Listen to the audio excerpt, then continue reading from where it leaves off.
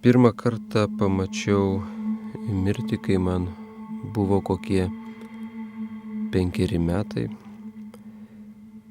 Žuvo avarijoje mergaitė, kuri gyveno prie pat gatvės, ir mes iš smalsumo nuėjome pažiūrėti. Ji gulėjo pašarvota savo namelėje prie gatvės, gulėjo balta suknelė tarp gėlių.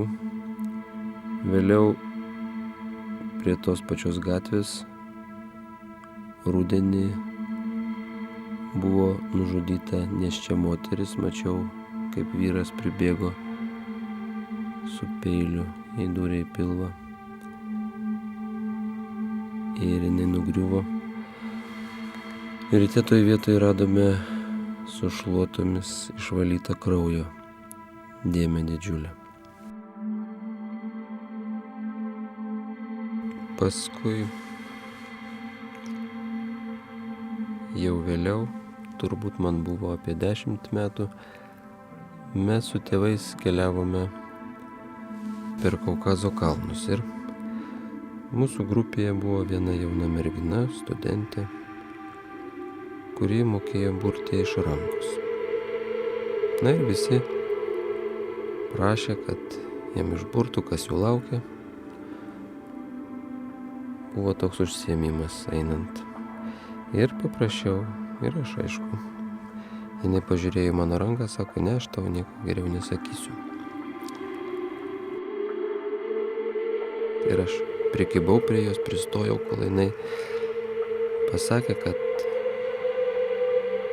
mano gyvenimo linija labai trumpa ir aš greit turėčiau mirti, bet sako, tai dažnai nepasitvirtina ir taip pabandė nuleisti juokais visą tą kalbą, bet aišku, man tai labai įstrigo į atmintį ir kažkuria prasme, galima sakyti, pakeitė visą tolesnį gyvenimą. Aš pradėjau skubėti gyventi, pradėjau nevertinti gyvenimą, pradėjau domėtis tuo, kas bus po mirties.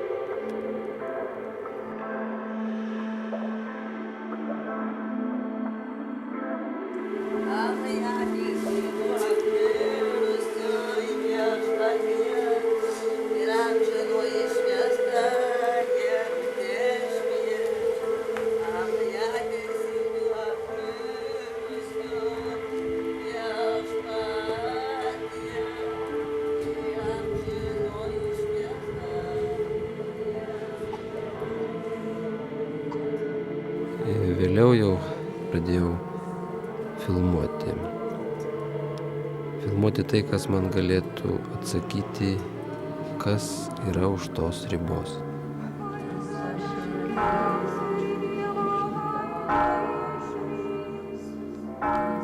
Filmavau kambariuose, kur duodami paskutiniai patepimai, tikėdamasis, kad kamera užfiksuos kokį nors angelų sparnų šnarenimą. Mažiau pakilti. Taip pat filmavau Dievo teisybė. režisierių Raimondą Vabalą, likus kelioms dienoms iki jo išėjimo. Ta žodį aš jau naudoju šiandien. Dievo rykštė. Ir pavyzdžiui, netgi savo ligą. Aš guliu ir galvoju. Kodėl man tokia Dievo rykštė? Už ką? Negi aš taip kažką esu, kur nusidėjęs, kad šitaip aš esu baudžiamas, ir netgi ne dvasiškai, o būtent fiziškai.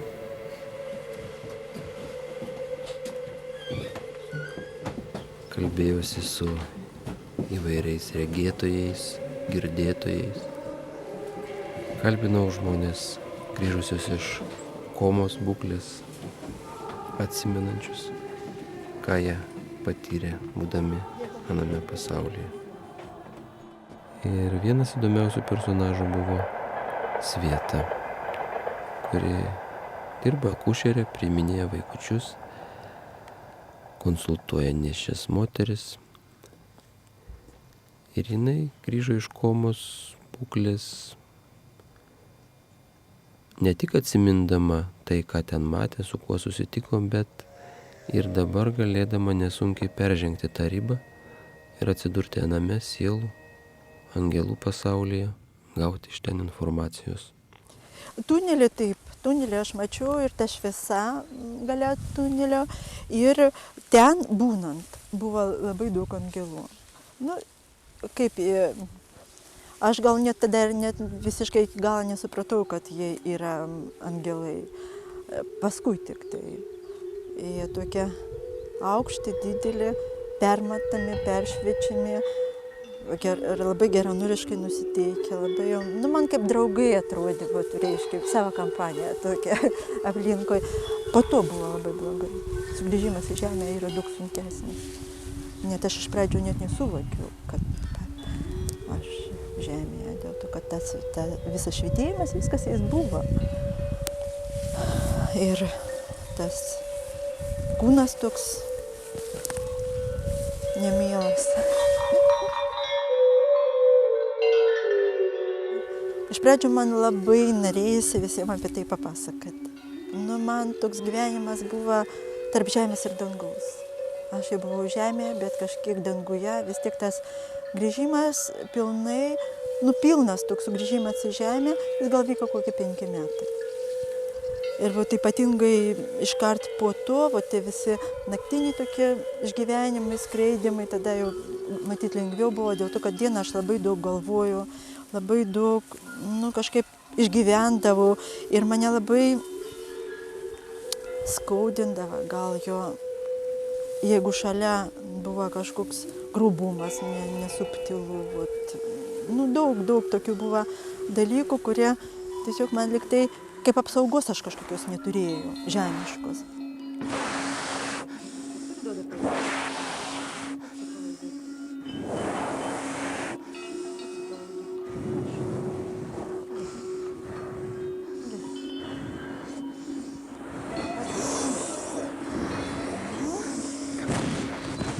Laikyk mane, žinai. Gali spausti mano ranką, netau mažiau skaudės. Na.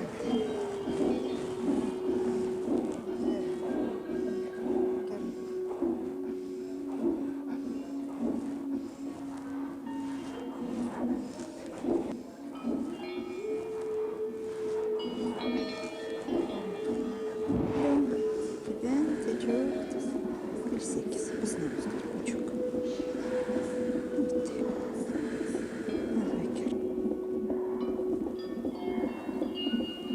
Tai nuo ko skauda? Skauda. Pilvukas susitraukinėja, juk vaikas turi išeiti, o tu turi jam padėti, kad galvytė išeitų pro ten. Kiek reikia? Kad prasiplėstų. Žinai? Bet dangoje, jeigu tai galima pavadinti dangum, trupučiuką kitaip. Ten yra nespalvas, bet švytėjimas. Ne jausmingumas, bet tikras jausmas, kuris persmelkia tave kiaurai, kiekvieną tavo ląstelę. Jeigu tai galima pavadinti ląstelėm, tą substanciją arba tą būseną, labai sunku įvardyti žodžiais. Bet mirties baimė po to išnyksta. Dėl to, kad ateina žinojimas, gilus vidinis žinojimas, kad mirtis nėra. Tai yra kitokia būsena, kitoks buvimas, prasmingas. Gal jis ir įprasmina tą, ką mes čia darom, ką jaučiam, ką išgyvenam. Kažkiek pataiso, mūsų vertybės pakeičia.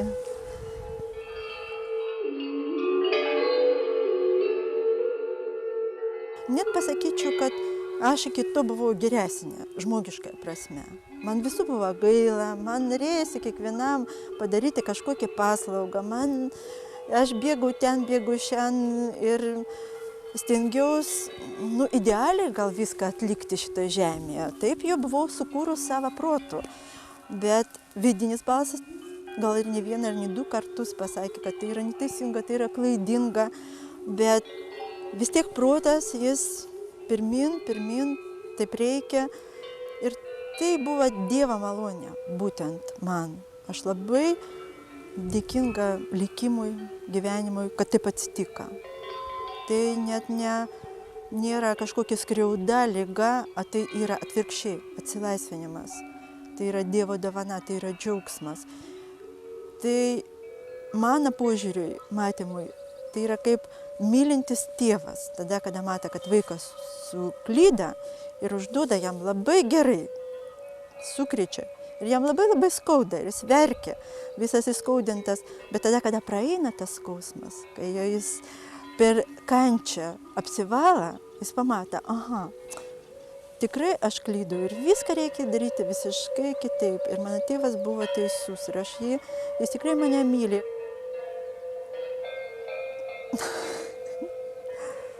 Kažkaip, nežinau, mano gal atminti, mano sąmonėje tiesiog net beveik nelika tos atkarpos gyvenime, kas buvo iki to momento. Iki tos akimirkas, kai aš, aišku, ne savo valia, net nenorėdama, nesuvokdama, atsidūriau ten. Taip žiūrėti į esmę ir norėdama suprasti, dėl ko aplamai taip įvyko, gal priežastį surasti. Liga tai yra pasekmės, o priežastis tai yra daug gilesnė. Ir tikrai daug metų aš ieškojau tos priežasties. Man buvo įdomu tai savo, kaip žmogui. Ir supratau, kad priežastis yra meilė ar nemeilė savo. Gyveni savo ar gyveni kitiem. Aišku, gali aukotis, gali mylėti kitus, gali daug ką daryti kitiem, bet tame neturi užmiršti savęs. Tai yra pats pagrindinis momentas gyvenime.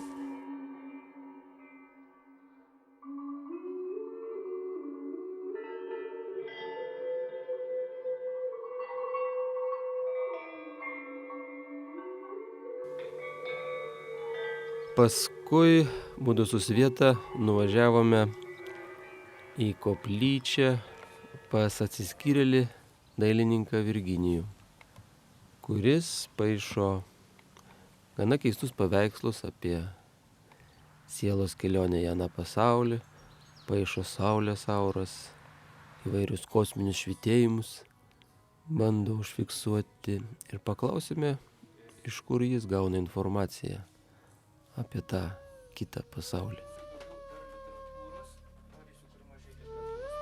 Pieši tol, kol suvoki, kad pieši. Jeigu peržengi tą ribą suvokimo ir nustoji piešti, nustoji tapyti, nustoji suvokti, pradedi šokti tą. Ir tada jau, kada tapai, negalvoji nei apie piešimą, nei apie tapimą, nei apie motyvą, kurį darai. Vyksta tai kažkas tai tokio, kada vat šičia atsistoji, tai yra teptukas rankoje ryte. 8 valandą visada būdavo šičia. Tiesiog dirbo pagal minutės. Ne dėl to, kad racionaliai, bet tiesiog man reikėjo laiko. Tarpas buvo duotas, per kurį aš turėjau padaryti tą darbą. Tai tada įsivaizduojat, kad 8 valandą pradėjau tapyti, pažiūrėjau laikrodį, 5 ar 6. Laiko nėra, nieko nėra, paveikslas yra.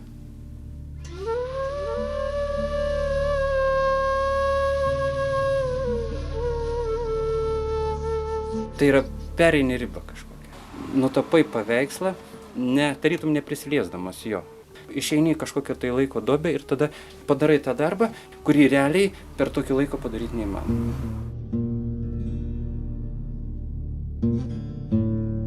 Žmogaus gimimas yra iš chaoso, chaosinė, tai gimta, tarytum ta chaoso, ir moters šitą vyro gimimas, tai yra Ieva ir Adomas. Čia pat mes matom žaltį, visą tą simbolį, visą, kuris lydi visą žmonių giminę, kaip simbolis. Ir šalimais yra pavaizduoti vaizdai žmogaus gimtoje būsenos. Yra kūdikis iš viršaus, kūdikis tam tikroje stadijoje, atkreipkite nėščios moters figūrą, ir visi ta, nu, tas kaip žmogaus ateimo į šį fizinį pasaulį, per moters kūną, per nu, tą fizinę ribą peržengimas. Vėliau sekantis etapas, čia pat mūsų gyvimu, mūsų sekantis taškas yra mirties taškas. Ir mirties taškas, kaip tik pažymėta šita žvaigždė, kurią saugo jį kartu kaip anga, bet kartu praėję kaip siūlų praeina į viršutinius sluoksnius dvasinius. Tai šita centrinė žvaigždė žymi juodoji žvaigždė kaip juodoji anga, mirties anga. Tai vienintelė vieta paveikslė, kuria turi savo šaltą aurą. O čia iš tikrųjų šalta ir skauda. Ir skausminga čia vis šilčiau ir stipriau. Niekur tokios vietos nėra, tai vienintelė vieta. Čia ir ne veltui, čia yra nutapyti yra du angelai sargai, kurie jie saugo šitą tai sakyčiau, tą mirties angą saugo.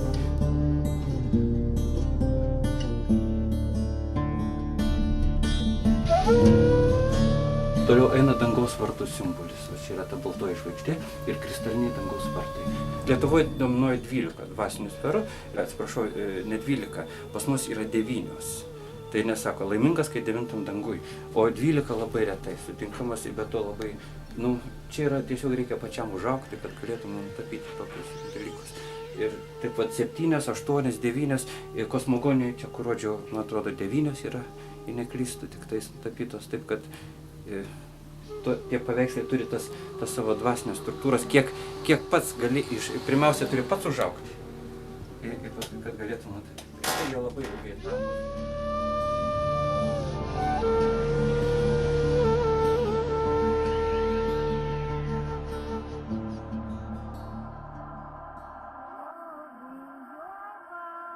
Paskui nuvažiavau pas Aneliukę.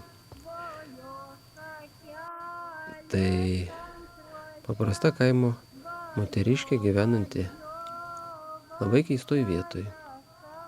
Šalia aerouosto, kurio viduryje stovi bažnyčia. Toje vietoje kažkada stovėjo Aneliukės namelis ir jame įvyko apsireiškimo stebuklas. 1969 metais Aneliukė čia regėjo Kristų, vėliau mergelę Mariją. Ir iki dabar jinai išsaugojo tuos regėjimus, jie pasikartoja laiks nuo laiko.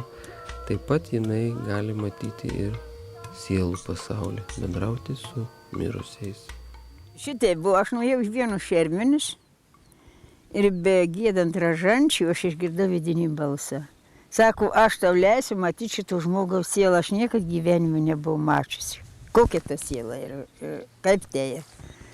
Ir žinokit, aš greitai susukau per petį užpakalį, mes kaip tik giedom ražančių, tai prie stalo sėdėjom, o ji, žinokit, moteris tai prie sienos buvo pašarvota. Ir aš atsisukau ir pamačiau tą sielą stovinčią gale kojų grabų. Ir žiūrisi į savo kūną. Bet taip ir nusiminus visa. Ir taip sudraskyta visa, vienų žaizdų atrodė ji buvo. Ir aš niekaip nežinau, kas čia dabar ir kodėl tai, kad dalesim į kokius spygliuotus dratus įsilystus įsidraskytų. Ir tada aš labai pradėjau melstis Viešpatie, kas čia ir. Ir dabar, žinokit, aš išgirstu tokį balsą. Žinok, tai yra teto žmogaus nuodėmės. Vat, kaip mes esam tokie visi sudraskyti. Šeimas, pilkas, rūkelis, atmigla šitokia žmogaus sieloje. Bet žiūri, mirksi ir viską, bet ir kai jis man ką sako, ir tai vidinis balsas, ne tiek, kai mes pašaliniai nieko negirdi. Jeigu mes pažinojom gyvą žmogų ir susitiktėme jau sielą, tai tikrai mes atskirtume, kurio žmogaus siela yra. Ir akys, ir nosis, ir plaukai, ir žiūri, ir mirksi, bet viskas rūkelis. Iš to rūko susidaro visas žmogaus atvaizdas. Va šitokia siela yra. Vada, kokių sielų čia buvo tie. Čia mes pirmais penktadienį adorojam, būdėm į tuos, jie kaip tik buvo atvažiavę šitie iš Kretingos. Ir ta, žinot, kaip bokštas čia buvo sugriuvęs, to Amerikų.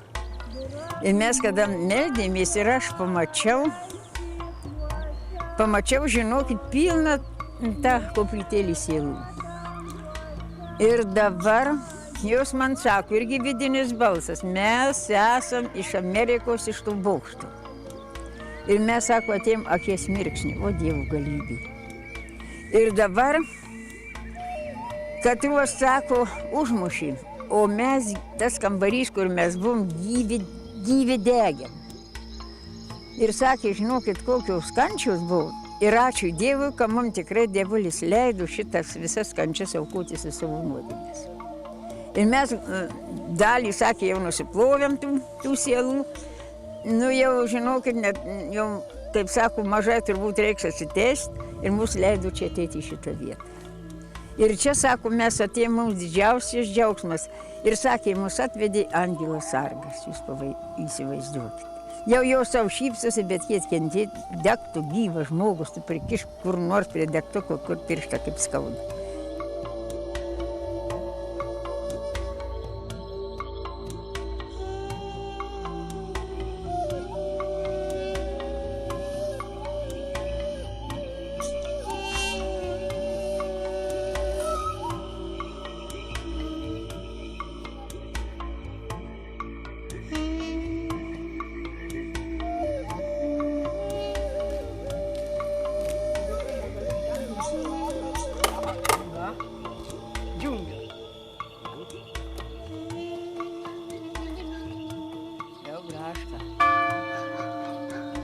Eikite tą varpą filmuot greitai.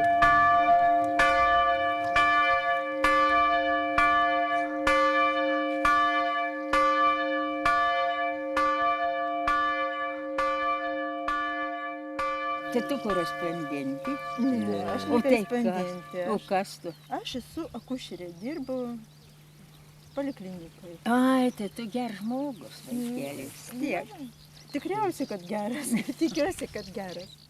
Nu, kad aš jaučiu tokią Kristaus meilę, man niekas nebaisu. Jeigu aš šito būčiau neturėjus, aš būčiau tikrai neišlaikiusiais.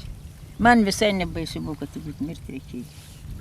Aš viskam pasiruošiu. Vaikeli, tau šalta. Ne, man nešalta, man gera labai. Va. Šilta. Ir sakė, va, tu neteiski nesmerk nei vieną žmogų, tu neturi teisės. Tik aš jį galiu nuteisti, nes man reikia išlieti paskutinį savo kraujo lašą už kiekvieno žmogaus sielą. O ypatingai kokius įmelskis iš tuos vargšus, kad ir netikit, tai tie yra didžiausi pasaulyje vargšai. O tu rašaja ne. O per vėlinės tai čia pilnas sielų. Dabar atsuk ten, nu, biski žiūrėkit. Biski nenulenkit galvas. Dabar da šitas miegant trapu. Tai per vėlinės čia susirenka sielas, jos jaučia, kad už jos meldžiasi Aišku, kad jie- ir gauna tos malonės prieš žmonės. Ir prašau, tik pasimelsti ypatingai. Nu, maldų tai tikrai daug prašau, bet tas, kur tai visai netikintis, pijaukylis buvo mirė. Ir neliuk, sako. Aš pasiskolinau iš tave 10 litų ir kaip aš galiu atiduoti, ir štai reikia atsiteisti. Tu nueik pas mano žmoną, eisiu dabar prašyti 10 litų. Aš sakau, tau paukoju tą 10 litų, aš neisiu pas tą žmoną visą. O jį tegu šventas mišias užprašo. Vis tik mišių prašo, nes mišius tai yra tikrai.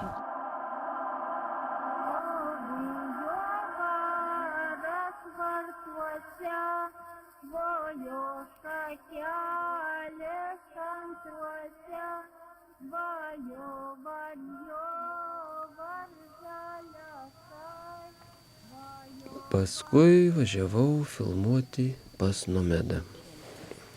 Tai labai keistas atvejis. Moteriškės, kuri grįžo iš ano pasaulio po komos, mokėdama užsienio kalbas. Anglų, vokiečių ir dar vieną kalbą, kurios pavadinimo jinai net nežino. Kas yra svarbiausia, tai siela. Na, aš irgi dabar daug kartų vis pasižiūriu, nes aš matau praėjusius gyvenimus, kai noriu. Va, ir pasirodo, tol žmonės neišlaisvė sielų, kol nesužinos, kas buvo praeituose gyvenimuose. Nes žmogus galvoja, kad jisai nelaimingas, kad jis labai kenčia, kad jį visi skriaudžia, kad jis ten, daleiskim, nesuprastas. O kai tu sužinai, kas tu buvai, nu tai žinai, ką nusipelnėjai, tai ir gavai, ir viskas. O jau kaip iš klinikinės mirties sugrįžau, aš iš pirmų kartų pirmiausia pamačiau grynai organus, kurių nesupratau, kas tai yra. Atsimerkiau ir iš karto pamačiau. Dar įdomus daiktas, atsimerkiau, pamačiau žmonės, pradėjau šnekėti rusiškai, vokiškai, angliškai, dar vieną kalbą visai kitokį. Net nežinojom, kokį kalbą, dabar nežinau. Kai jau pradėdavau gydyti žmonės, labai daug žmonių būdavo. Pas mane jie važiuoja, aš net nesuprasdavau iš kur. Nu tai kai dabar, tiesiog važiuoja ir viskas. Ir būdavo sėdžiu, tai 2 kojos uždėtos čia kėdės, uždėtos žmonėm ant kojų. Reiškia, šičia sėdė 2 rankos uždėtos, tai jau tie sėdė aš jau atsirėmusi, už nugaros 2 žmonės man ant pečių rankas uždėję ir vienas dar prie manęs guli. Tai įsivaizduokit, kiek žmonių vienu kartu gydžiau. Ir visi norėdavo prisiliesti. Nors aš žinodavau, kad man visai nereikia prisiliesti, nes gydymas iš tikrųjų vyksta visiškai neprisilietus. Bet vis tiek visi nori, kad tai apglostytų, kad tave, nors jau priglaustų, tiek jau tas noras. Kaip praėjo kažkur 1,5 metų, pradėjo išeiti toks 0,5 metro geltonas spindulys. Išeina ir aš žmonės jau paleidžiu, bet jie ir svarbiausia išeina, ir jie atsistoja, o jau viskas gerai, viską kada galima vėl atvažiuoti.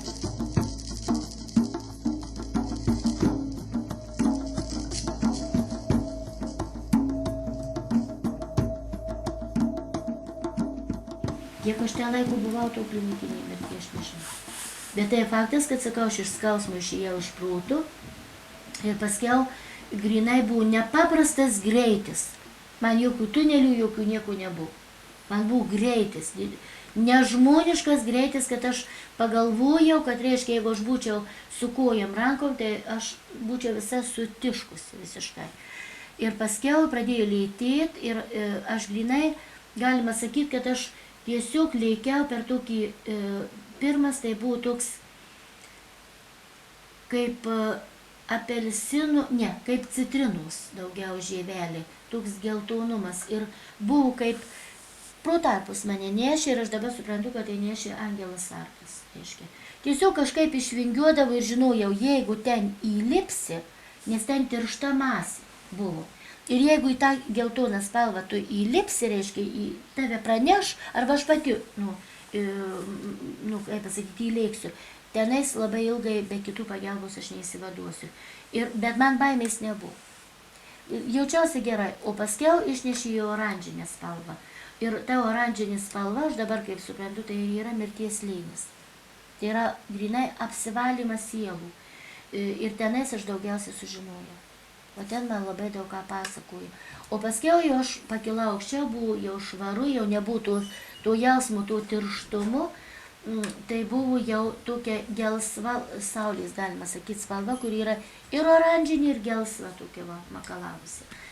Bet iš tikrųjų tai buvo tokia erdvė ir tada jau aš susitikau su savo su močiute, kuri jau buvo mirusi, paskiau susitikau su sesers vyru mirusi, paskiau buvo draugė, paskiau jau buvo daug jau ten tų pusseserį buvo.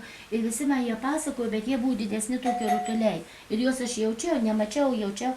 Ir įsiskleidžia, priartėja prie tų rutulių, mane prineša, aš čia vidurikį, įsiskleidžia ir mane prievarta įstumia į kitą. Ir aš čia žinau, kad aš bendrauju su kitu. Ir visi buvo skirtingų spalvų. Ir paskiau buvo tiek daug ten tų rutulių didesnių ir visi man kažką perdavinėjo, kažką tai pasakojo.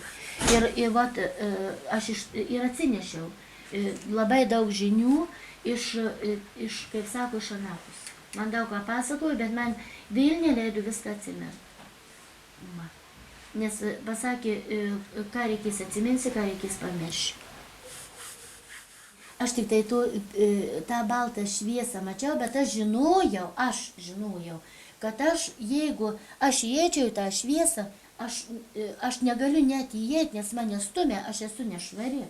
Nes ten, čia dabar aš tik taip šneku. Aš dabar nusišnekėjau, taip aš dabar supratau, bet tada tai aš žinojau, kad tai yra ne man ir viskas. Ir kad aš turėsiu būti tokia. Va tokia, man kai parodė vaizdą, va tu turi šitaip susitvarkyti save, tu turi taip atrodyti, tu turi ten daleiskim taip mąstyti ar dar kažką tai. Ir va tik tai tada tave įleis, čia kaip į rūmus, juk neįleis bilia kokio žmogaus. Aleksandras, labą dieną. Žemė į savo vietą. Kėdė pasimtai. Gal iš virtuvės savęs.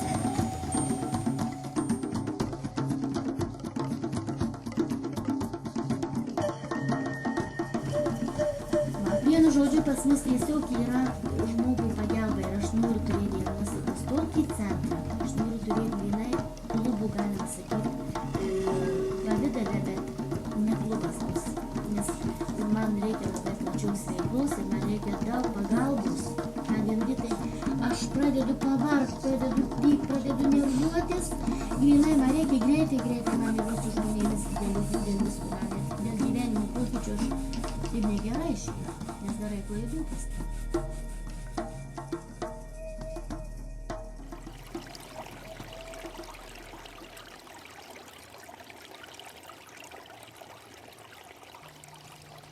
Neringa. Ji irgi sugrįžo iš ano pasaulio, tačiau žmonių negydo ir sielų nemato. Na, galiausiai paskutiniai žodžiai, kuriuos išgirdau, buvo jau jinai gimė, padėjo ją man ant krūtinės ir paskiau kažkaip taip. Išgirdau, kaip sakė, anesteziologų brigada greitai. Ir paskiau buvo toks, tokia ne tai, kad tamsa, bet toks panirimas į kažką. Ir toks, bet kažką net ne tamsų, bet rusva.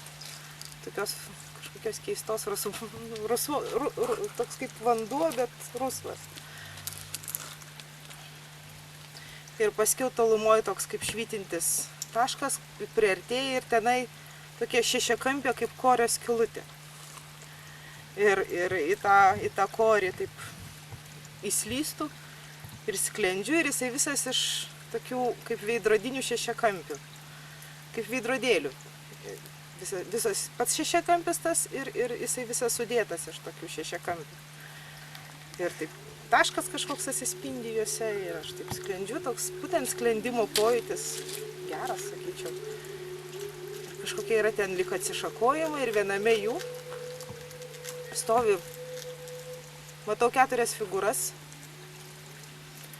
švytinčias, kurias aš suvokiu kaip moteris. Jos visas švyti tokia skaiščia, net nežinau, balta, bet, tiesiog švyti baltumu. Bet ir tu negali, tiesiog tokios kaip stovylos, statulos kažkokios, net ne statulos, bet žmogaus figūros, ar ne žmogaus. Bet aš jas suvokiu kaip moteris. Ir aš taip sklendžiu pro jas ir viena sako, tai gal jau ją įmam, jinai viena iš mūsų. Kita sako, ne, sako, jai dar nelaikas. Ir aš taip prasklendžiu. Ir paskiau tas grįžimas, paskiau vėl jau toks, lyg taip atsimerkiu, ten kažkokios ar lempos, ar nelempos. Girdžiu, šalia manęs kalba jau tos, turbūt, seselės, kurios budėjo, sako, atrodo jau krustelėjo. Viena sako, ir aš jom bandau pasakyti, aš dar sklendžiu.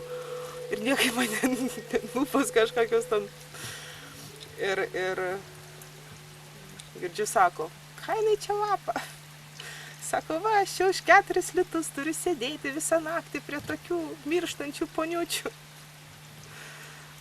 Ir aš galvoju, Dieve, tegu jinai eina namo, kodėl, man viskas čia gerai, tegu tik jinai eina namo, tik nesėdžiu už tos 4 litus per naktį, viskas čia bus gerai. Tiesą pasakius, yra visiškai išnyko kažkoks toksai, ne tai, kad mirties baimė, bet toks, tiesiog tokia yra ramybė ir kartais kaip, jeigu ten kas nors atsitiktų ar kam, tai tiesiog galvoju, gyvensi kažkokį kitokį gyvenimą. Negali dabar kažkur išvažiuoti, norėtum nuvažiuoti ir į Meksiką ar ką, galvoju gerai. paskui aš tenai visur suvaikščiosiu, apžiūrėsiu, žinai, jokių problemų nebus.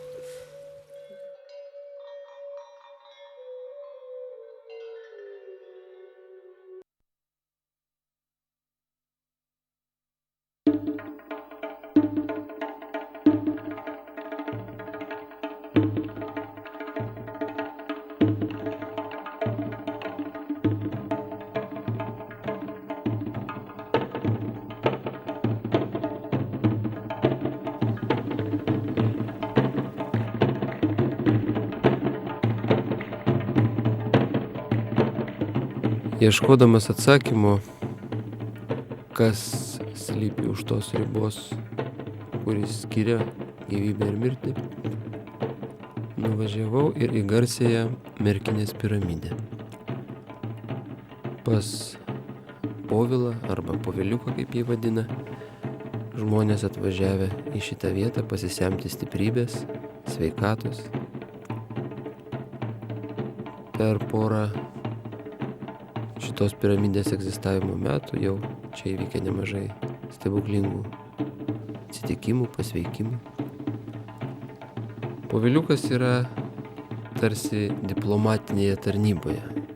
Kaip mūsų diplomatai vyksta į užsienį, taip jis yra atsiųstas į žemę ir turi tam tikrą misiją parnešti Dievo žodį. Gal geriau pradėti nuo to.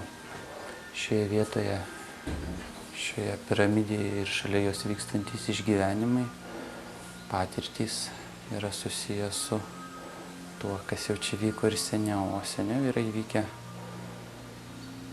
daug įdomių įvykių, prasmingų įvykių, bet ypač vienas, kuris susijęs su tuo pirmuoju ir vienas iš stipriausių mano patyrimų. Tai yra pati pradžia. Tuomet man buvo 7 metai. Buvo laikas prieš pamokslą. Bažnyčioje buvo daug žmonių, nes buvo roko atlaidai. Aš su savo artimaisiais buvau bažnyčioje, nors žmonių buvo labai daug. Vietos buvo mažai ir tiesiog meldžiausi. Tuomet tikrai ne mano pačio iniciatyva, tiesiog aš tuomet dar net neįsivaizdavau, kad taip gali būti, išgirdau kreipimąsi ir iš karto dar tada kaip vaikas supratau, jog tai ne mano mintys, ne mano žodžiai. Na ir pradėjau klausytis. Tai buvo prisistatymas, tai buvo padrąsinimas. Paskui aš tuo džiaugsmu, nes tai sukėlė tokį vidinį tikrą džiaugsmą, pasidalinau su mama, kuri stovėjo šalia. Kaip prisimenu, tuomet jinai sureagavo taip gan taip ramiai, ta prasme, tiesiog pasakė, kad baik išdykauti. Tačiau girdėjimas tęsiasi ir tuomet aš pradėjau girdėti pats to nereikalaudamas argumentus, bet ne tiek savo, kiek suaugusiems. Ir tie argumentai buvo labai konkretūs, kas įvyks pačiu artimiausiu metu, ką visi matys. Tiek tarp žmonių, tiek kunigo veiksmuose. Paskui jau viskas tęsiasi lauke. Žmonės uždavinėjo klausimus, aš nesigilinau, kieno tai klausimai, tiesiog išklausydavau atsakymų į tuos klausimus ir juos atkartodavau. Tai buvo suaugusių klausimai. Kiek prisimenu, tokiu ratu apstoję giminaičiai klausinėjo įvairių dalykų. Dažniausiai tokių abstrakčių, patikrinamųjų, bet žodis buvo labai ryškus ir vedimas jau nuo tada jautėsi.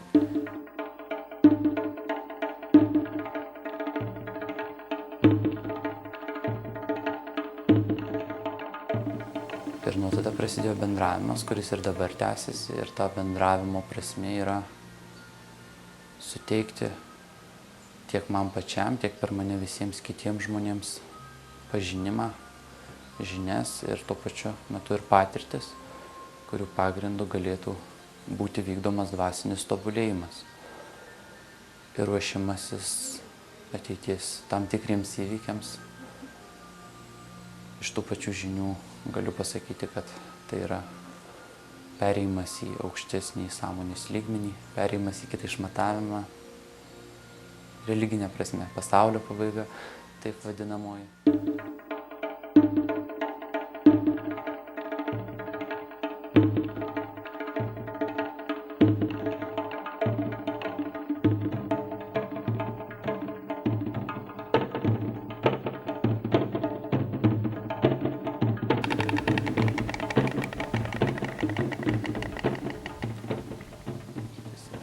Vėliau šioje vietoje, kur dabar stovi piramidė ir apskritai piramidė kaip objektas, pati vieta daugiau turi to jausmo. Iš praeities jau istoriškai įvyko labai įdomus regėjimas, patyrimas, kuris praktiškai kol kas yra vienintelis tokio realumo, gal sakykime, kurį aš pats asmeniškai esu išgyvenęs. Tai yra regėjimas šviesos ir jautimas tuo pačiu metu to šviesos, kaip niekad arti savęs. Ir tas jausmas kalbant apie mirtį, apskritai apie išėjimą yra kitoks. Tai kartais netgi sukelia tam tikrus sentimentus, ta prasme. Kartais norisi pajusti tai greičiau negu skirta, bet tai nėra gerai, nes misijos netlikimas, ta prasme, gyvenimo tarpsnio, šio žemėje neįgyvendinimas sukelia blogas pasiekmes. Tiesiog tai nėra gerai, jeigu žmogus palieka žemę anksčiau laiko dėl savo norų arba dėl kitų priežasčių. Taigi reikalingas galutinis įgyvendinimas savo misijos. Dėl to šiuo metu stengiuosi ir žmonėms bandau tą pasakyti, kad reikia laikytis, kas bet atsitiktų šioj įvairiuose situacijose ir turėti tai, tiesiog atlikti visą tai su džiaugsmu. Man atskleistas tam tikrų ryšių tarp sielų principas. Tie ryšiai jungia vieną su kitu iš pirmo žvilgsnio atskirus, visai giminiškai atskirus žmonės, netgi negyvenančių žemėje. Ir tai vardinama kaip sielos šeima, kurioje egzistuoja dvasia, 12 sielų ir 144 jaunesniosios sielos.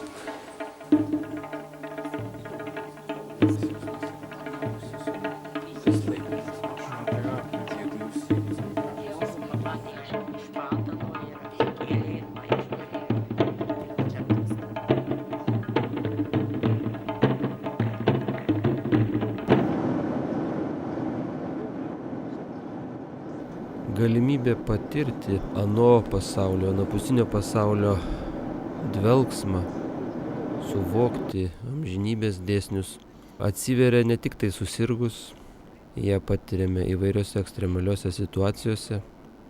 Apie tai pasakojo ir alpinistas Vladas Vitkauskas, įveikęs Everestą ir kuris šį mirties dvelksmą išgyveno ne vieną kartą kalnuose. 30 metų išgyvenus taip kartu su kalnais, aišku, teko patirtų akimirkų, kai buvo tokių, kai tikrai, kad supranti, kad nėra jokios vilties išlikti gyvam. Ir pasirodo, kad tada ta mirtis, kurios mes jau čia taip, apie kurią netgi kalbėti nekalbam, reiškia ne tik, kad kažkaip tai bijom, bet lyg tai jos, reiškia normaliam gyvenime, tai mirties lyg tai ir neegzistuoja, kol su ja nesusiduriam.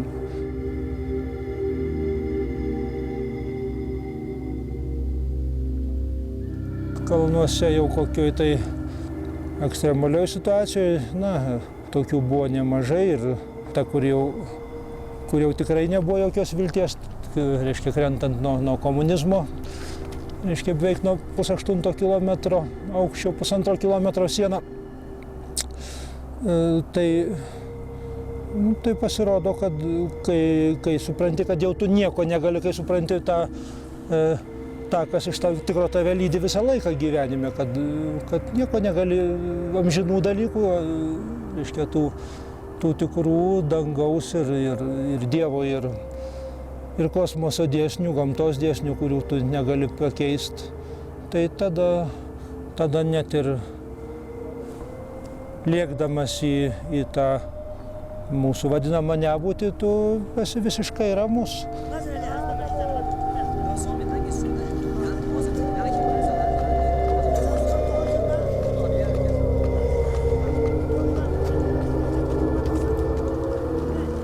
Bet tada išryškėja galbūt tokie svarbiausi dalykai per tas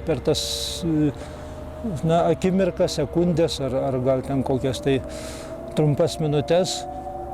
Reiškia, vis tiek tada gali pajausti, kas iš tikro yra, ar kas iš tikro svarbiausia buvo tavo gyvenime.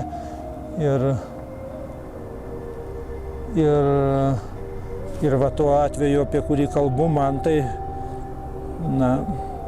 labiausiai perštėjo galbūt ir ne tik širdį ir sąžinę dėl to, kad supratau paliksęs mažus vaikus, kuriems esu reikalingas. Ir tai atrodė kaip labai didelė nuodėmė, kad aš žūsiu dėl gal užmojų ne pagal savo nosį, gal dėl to, kad dar ne savo laiku lindau, gal, kas čia žino.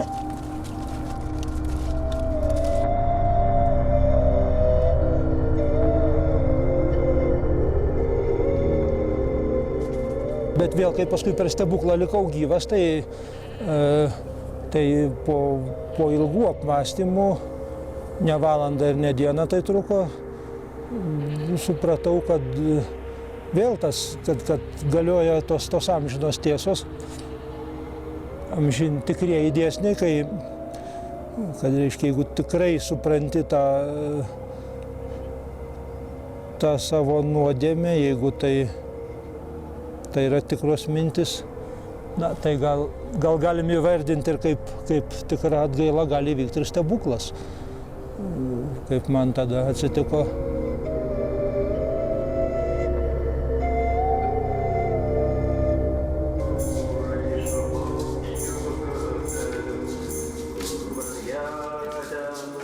Niujorke gyvenantis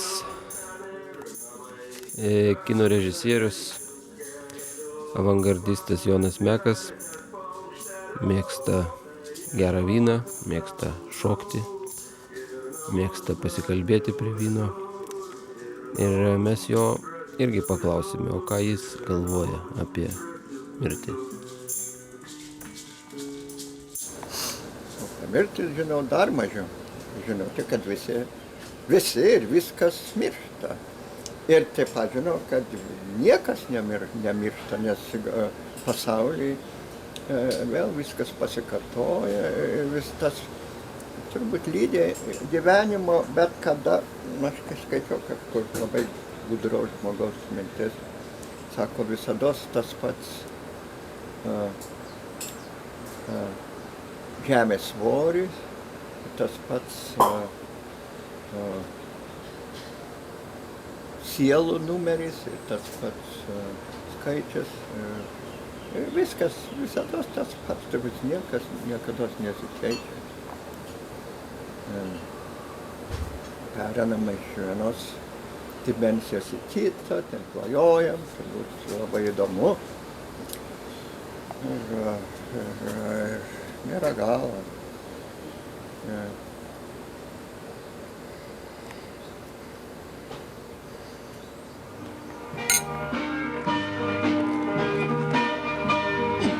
Draugai, mano draugai, kurie dar gyvi. Visi mano draugai,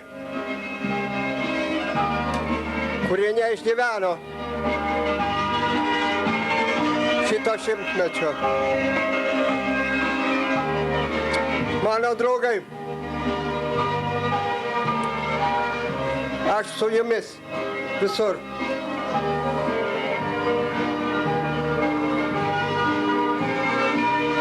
Aš galvoju apie jūs visus. Mes visi kartu. O, mano draugai, išbarstyti po visą pasaulį. Nuotoliai yra niekas, laikas yra niekas, mes esam visi kartu.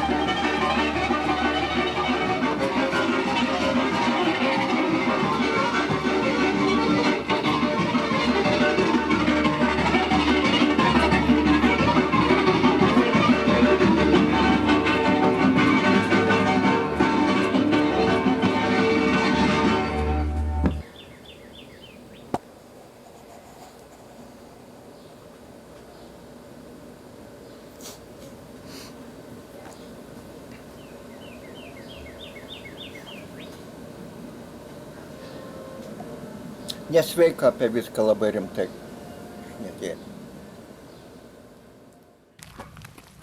Na ir baigiantis filmavimui, nutarėme dar sykį aplankyti Aneliukę. Kartu su mumis važiavo Virginijus ir Poviliukas su mama, kurie čia buvo pirmą sykį.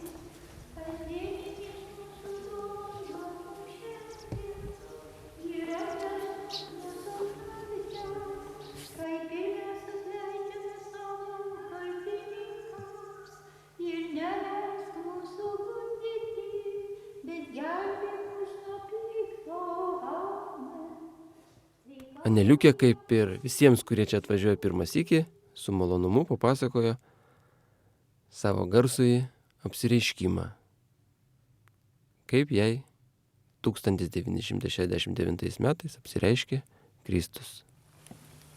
Kaip čia buvo? Aš parėjau šitų permus dirbo, kur yra. Viršiukų šyje.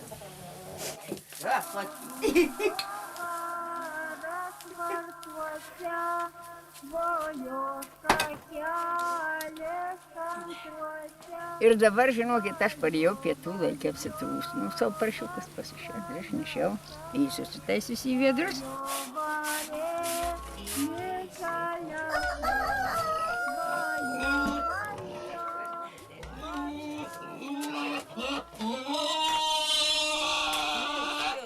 Aš niekad nežinojau, kas tas vidinis balsas. Įgirdė balsą čia, ne tai, kad mes per ausis. Žinok, pas tave lapkričio 14, maždaug po 9:15 minučių vakare, pas tave ateis Kristus, numečiau tuos viedrus ir tau galvos, nu viešpatie, kaip čia gali ateiti tas Kristus pa šitokią kaimų paprastą mūsų. Nu ir kaip tik ateitas vakaras, bet aš labai mylėdavau radiją pasileisti iš Vatikano, žiūri sukinių, ieškau bangų tėtytę radiją žiūrėdama.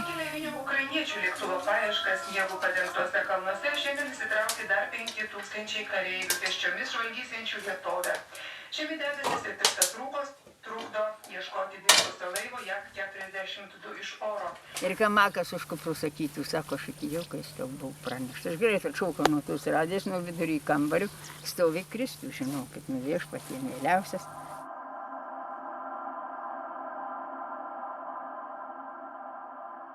Bet Kristus yra vaikai, nemažas vyras, plaukai kaštaninės spalvos. Pečių siekė labai gražiom bangom, kai tų berniukų čia mūsų. Nausytis maili lūpos plonos, barzdelė neilga. Ir kada dirsilio akis, aš neišlaikiau jų žvilgsnių, žinau. Aš ekstazės būklė. Visa didybė, visa galybė matėsi jų akise. Nu ir tada iš jo krūtinės ėjo tokios šviesos, kad visas tas namelis buvo nušvitęs.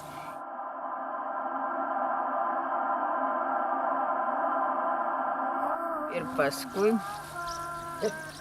žinokit, mane išvežė į durnyną, kad aš nesutikau. Darykit, ką norit, aš kitaip nekeisiu, kitaip nebūsiu, visai majus nekalbėkit. Nu ir tada... Bet svetimi žmonės išvežė. Valdžia neišnušyti.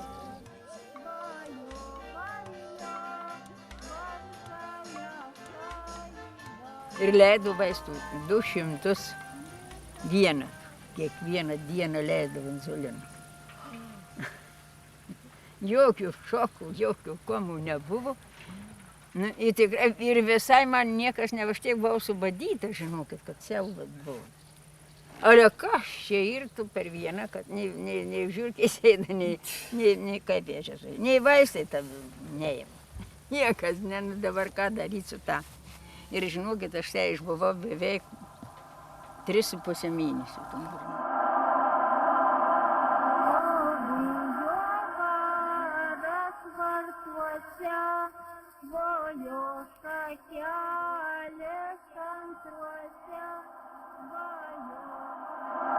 Nu, ir paskui jau čia užsibaigė, parvažiavo aš iš tų durnynų. Ministrų tarybos nutarimas reikia aerodromą čia daryti. Trašams.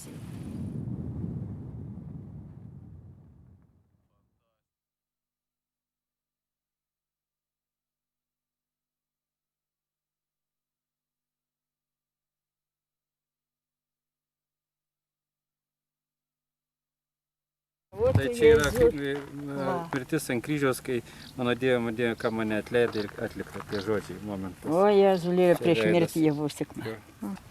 Man tai leido matyti, žinokit, vaikai, kai Kristų plakė, o Viešpatie. Tai tiesiog mėsos sutrūkusios buvo. Baisu žiūrėt buvo ir duoda tik šbilpę tokie. Ir kaip jį rengė, visos tos tie rūbai buvo prikepę, pridžiūvę, jam prie mėsos tai plėšta, nuplėšė viską. Jau kiek tas Jėzulis iškentėjęs, tai Viešpatie mieliausias. Jis jau buvo išrengtas ir sakė, kokį 3 metrai reikėjo prieiti jam prie to kryžiaus.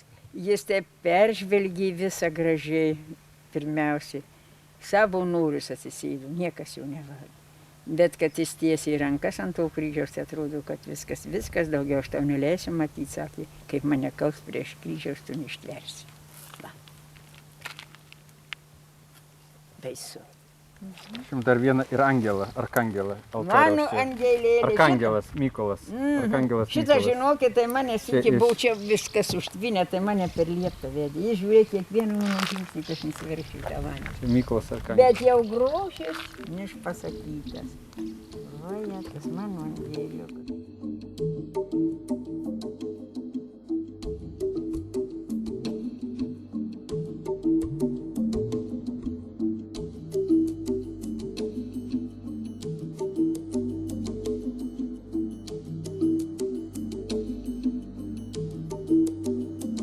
Nuo tos kelionės į Kaukazą, kai man buvo išpranašauta, jog aš neilgai gyvensiu, praėjo jau virš 30 metų. O aš vis dar gyvas. Ir kuo toliau gyvenu, to man darosi linksmiau ir ramiau gyventi. Ypač kai susitikau už tos žmonės, kurdamas filmą. Kai supratau, kad anas pasaulis nėra tamsos, šalčio ir kirminų pasaulis, o yra šviesos, harmonijos, džiaugsmo muzikos, pilnatvės pasaulis. Ir kad tokį pasaulį mes galime pasiekti ir gyvi būdami. Ir gal iš viso nėra ribos tarp šio ir ano pasaulio. Juk ne veltui maldoj sakoma dabar ir mūsų mirties valanda.